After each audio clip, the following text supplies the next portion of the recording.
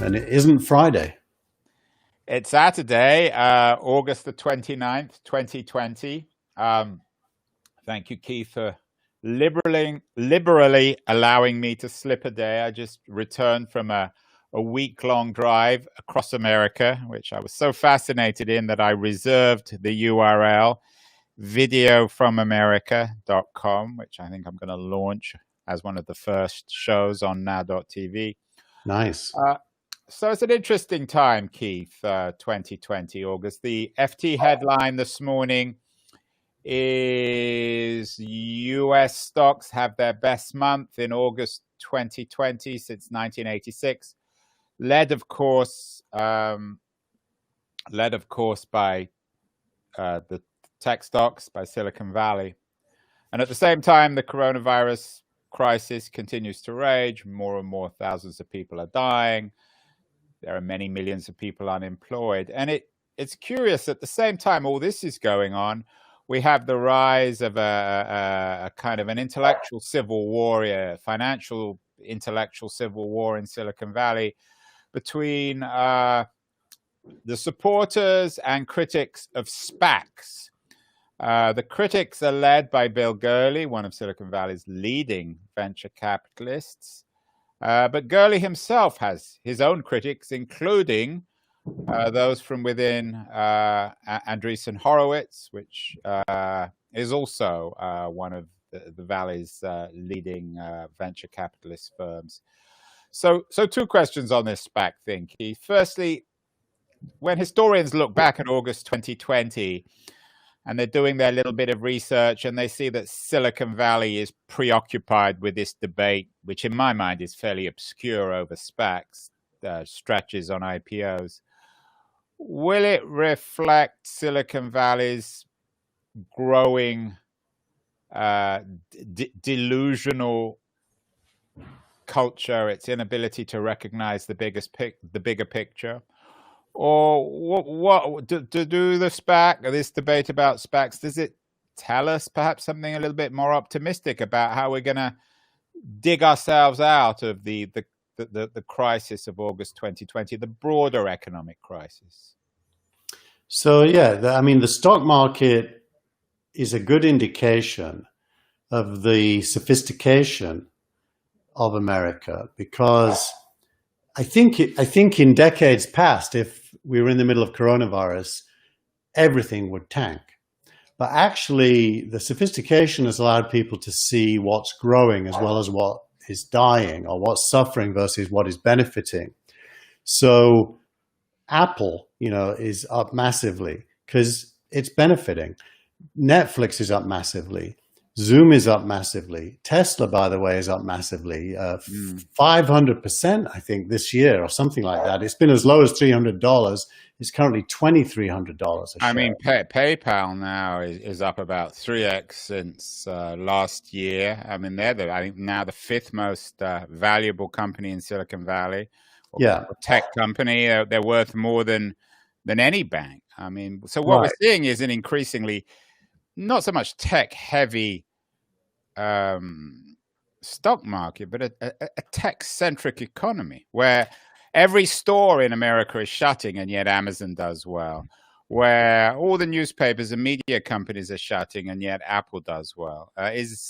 How does this, though, fit into the SPAC war and what's going on? So the SPAC war. So firstly, for those who don't know, a special purpose acquisition company is a public company with a lot of cash in it. So the SPAC owners go and raise, maybe $500 million, and it sits in a public company, and that public company looks for a company to go and merge with, and the merged entity gets the cash, and the SPAC owners get a share in that public company. So it's a backdoor way of going public. And is that a euphemism? I mean, will the Scott Fitzgeralds of the future write novels built around SPACs of ways in which some people tried to get very rich without doing a lot of work? After all, Paul Ryan, the ex ex-Republican leader of the House, certainly not known as either a financial or a tech wizard, now is taking over a SPAC or leading a SPAC. Does that, to me, would raise alarm bells that all these people who really know nothing about this world are getting involved in it? Well, yeah, you should be concerned. None of us think that Paul Ryan is a mastermind at business. And Paul Ryan is smelling money, clearly. And there are now more SPACs than there have ever been.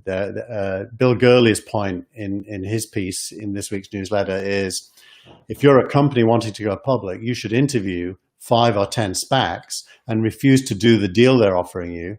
And they'll have to make the deal better because there's now so much competition between SPACs. And, whenever that happens,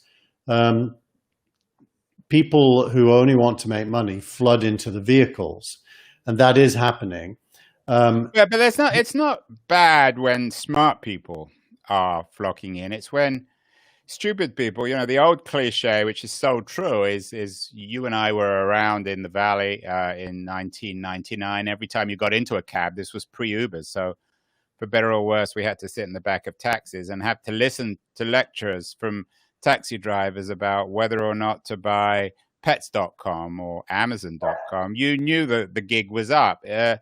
Is something similar going on with SPACs? It's always easy money to me is, again, a warning signal, because you and I both know that there is no such thing as easy money.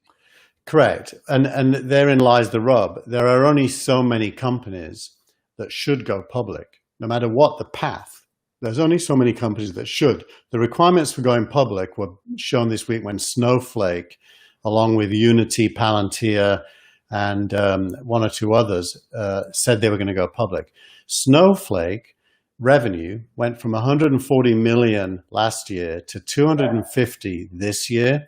And if you forward look from the most recent 12 month, it's 547 million going ahead. So it's growing at 120% a year. It should go public. But contrast that with some of the other companies, they shouldn't go public.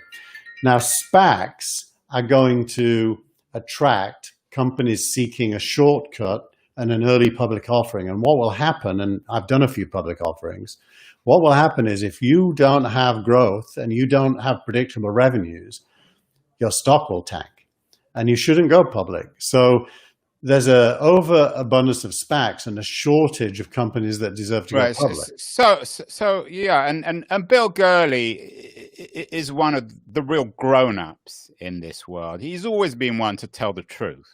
Is that fair? But he's also a bitter, cynical, older man now, and he is biting the hand that feeds him. He's actually should be a little bit careful. The Valley is often thought of being totally separate from New York. But actually, Morgan Stanley and Goldman Sachs are the bridge between the Valley and New York. And that bridge carries billions of dollars across it every year. And by basically pointing the finger at Morgan Stanley and Goldman Sachs and saying, you're stealing from me, he threatens the existence of the bridge. Andreessen Horowitz, on the other hand, are a lot more savvy. They understand how mutually reliant New York and Silicon Valley are for the growth of value, and they're saying no, the IPO is fine. It's a question of supply and demand. The price is what the price is, and nobody's stealing from anybody. So it sounds, Keith, as if you're on you're in the Andreessen Horowitz camp. You think that Gurley is a previous generation VC protecting turf, which is at this point kind of unprotectable, and so Andreessen Horowitz, as so often in the past, see the future, and the future are SPACs. Is that fair? I'm actually in neither camp. I don't look at this from the point of view of the venture investor or the point of view of the banker. If I did, I could end up in either camp, to be honest. There's pros and cons of both. But if you look at it from the point of view of a founder, which is all I can do because that's what I've been, I've done public offerings, and honestly, Andrew, it's just a fundraising event. And it honestly doesn't matter how you get there. You can raise money before the public offering and do a direct listing. You can raise money by going into a SPAC, or you can raise money by doing a traditional IPO with a roadshow. As long as you raise money and you can fund growth, any one of those three is fine. So I think as a founder, it's like, shut up, guys, let me get on with it and do what I think is right. But in their shoes, these are paydays. And Gurley's saying, you're stealing some of my payday to the bankers. And Andreessen is saying, I'm fine with the bankers taking a piece of my payday. It's imperfect, but it's okay. There's pros and cons on both sides, and neither one of them is really a strategic difference. And very briefly, Keith, because I know there's a lot of other stuff going on this week. What's going to happen on this SPAC war? Is it over? Is it just beginning? The war it's one of those, what do they call it when there's a shouting war and handbags at dawn rather than a real fight? Cold War. It's one of those. It's a fake war. And it will come and go and ebb and flow as SPACs and direct listings. The NASDAQ applied this week to the NYSE to do direct listings, which is no money raised, but have some money raised, but not through a traditional IPO money raised, but the money coming from Sand Hill Road in a mezzanine round. So this is not going to go away as a conversation. But if you're a founder, I would say ignore it and just focus on what's right for you and do that. Wise words, as always, from Keith Teare, founder of many successful and, of course, failed companies. Keith, you mentioned there was a scarcity of good companies to do IPOs. There's some interesting pieces this week you picked out about the future of content, newsletters, and other new economic models for creators like you and I to make money. What's happening on this front? Yeah, this is in the reads of the week, and there was two. One is about the economics of newsletters, which I have, so I kind of was interested in. And the other one is, are you making money? Be honest. How much are you making a month on these newsletters now? Well, there's the interesting thing. I don't actually agree with the analysis because I don't charge for my newsletter. People can choose to pay for it if they want me to be able to spend more time on it, but it's free. If they want it, they can get it for free. If they choose to pay me, they can. And that's because I believe that my value is enhanced through the newsletter without having to charge for it. And that happens in different ways. But this story by Eric Feng, new media platforms are enabling a new creator type, digitally native vertical creators, is really all about what you and I are doing, and lots of other people like Steve Gilmore's been doing it longer than either of us in the Gilmore Gang, which I recommend people should watch. And it's basically about living in the near future today, being able to engage. Like I have a Telegram channel, t.me/thatwastheweek, where right now as we are talking, people could be there sending messages to us so we can engage. I have the newsletter, which they can read. We have this video, which they can listen to. And that is very different to what media meant even 2 or 3 years ago. So it's really just saying, hey, everything's changing and something new is going to happen. And then, but on the other hand, it is saying everything's changing, but then it's also suggesting nothing's changing, because there's nothing more old-fashioned than a newsletter, and there's nothing more old-fashioned than charging for content. Andrew, I agree with that. What goes around comes around, but because the underlying platforms change, like today, there are probably about 4 billion humans on the earth that you can target with a newsletter. And they almost all of them have smartphones. They certainly have desktops, and some have both. That distribution revolution has taken place for about 10 years. So things that look the same actually aren't the same looked at from a business point of view. the opportunities are now massive compared to what they were, even though the formats might not change that much. And the ability to plug the newsletters into other engagement channels is off the charts, you know, with Twitter and Facebook and Telegram and everything. How does this connect, do you think, to this debate over silence culture? Because after all, some of the biggest names now doing newsletters are people like Andrew Sullivan, who was essentially fired from New York Magazine because of his politically incorrect positions. Do you see the rise of silence culture as being good for the newsletter industry?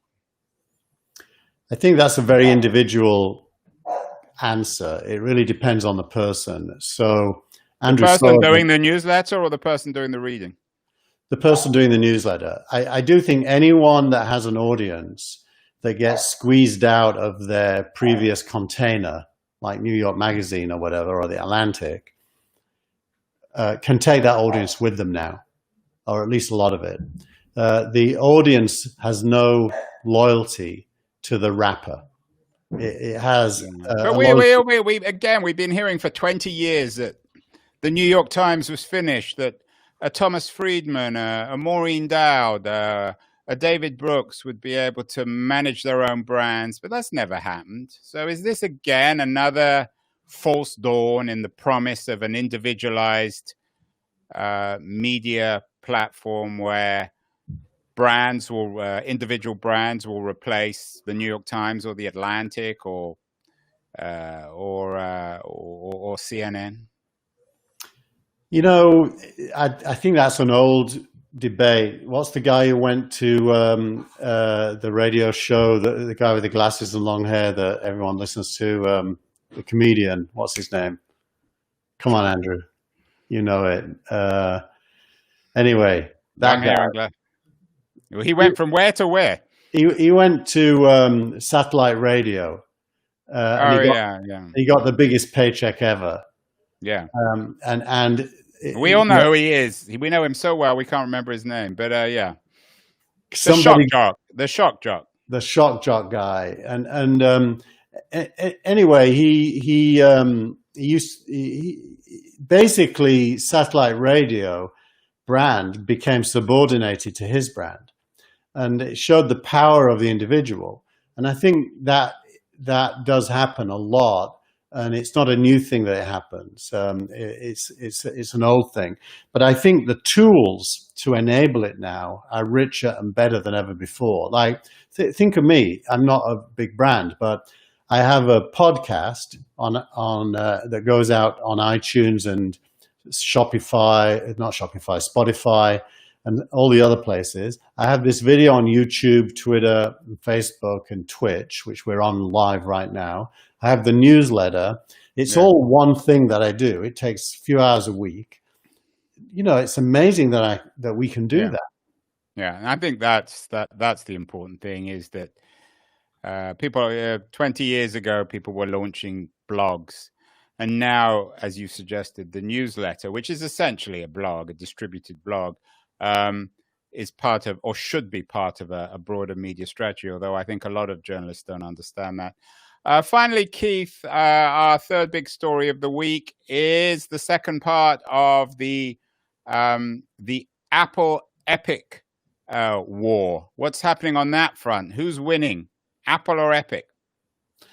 Apple is certainly winning. Yesterday, Apple followed through on its threat to pull the developer account of Epic, which means that all of Epic's App Store stuff is now dysfunctional. You can't download an Epic app in the App Store. So the platforms are winning. So yeah, the shop owner, it turns out, owns the customers, and the wholesaler, it turns out, has to play by the rules. Otherwise, they're out. So if that's true at Safeway as well, if whoever supplies their potatoes started doing something against Safeway's rules, they'd get a new potato supplier. So it just is what it is, and I don't really know what the logic was behind Epic's attempt to shoplift, as Apple called it. Anyway, I mean, they could never have won. So what was the point? I'd be firing the CEO if I was the shareholders of that company. And finally, before we get to tweet of the week, the Apple Epic thing then is finished. What about TikTok? What's the update on TikTok? TikTok seems as if we have new entrants into the TikTok lottery. Actually, the Chinese government made a move today, which has taken everyone by surprise. The Wall Street Journal reported it, and it's not in my newsletter because it's literally just happened, which is the Chinese government, just like the US has export controls on things going to Iran and so on, China is putting export controls on anything that includes user-generated content and is threatening to retaliate against the US by preventing TikTok from being an exporter. I haven't actually read all the details yet, but it looks as if the Chinese government isn't taking this line down and is going to get involved in a fractious fight about the national domicility of software. And it feels to me as if software shouldn't have a national domicile in this global era. It's appropriate that software should be global and that nation states should not have any ability to determine where they choose to do business, especially when it's political, as it mostly is. So we've talked about this before, Keith, and I think we disagree. You see the future as international, global. I see the future as national, for better or worse. I'm not necessarily celebrating it. And then your tweet of the week was an inspiring one. Sometimes your tweets of the week, at least we don't have Paul Graham again involved with this. Your tweet of the week really reflected people's generosity and willingness to stand up for what's right. Yeah, let's take a look at it. It's this is it. I'll play the video. Now Lewis Brinson announced as the leadoff hitter for Miami, and all of the Marlins and Mets have come out of their dugouts. The only thing left on the field was a Black Lives Matter shirt, and these are not black teams, as you can see. This is black and white players together, making the point that the shooting 7 times in the back is not okay. I thought it was just an amazing show of solidarity and concern. It's not really a tweet, though. The movie is in the tweet. The tweet is saying what happened, and it has the movie inside. It's got so once again, so far. Video, audio, platforms, everything's integrated these days. Yeah, exactly. Which is, amazing. I mean, we would have need to have been CNN to do that a few years ago. Yeah, well, as we know, Keith, you and I, Now TV will be CNN one day when we grow up. But for the moment, that was the week that was, and I will look forward to seeing you again next week for more on SPACs and more on the fundamental shifts in the nature of the world's economy and culture. Thank you, Andrew.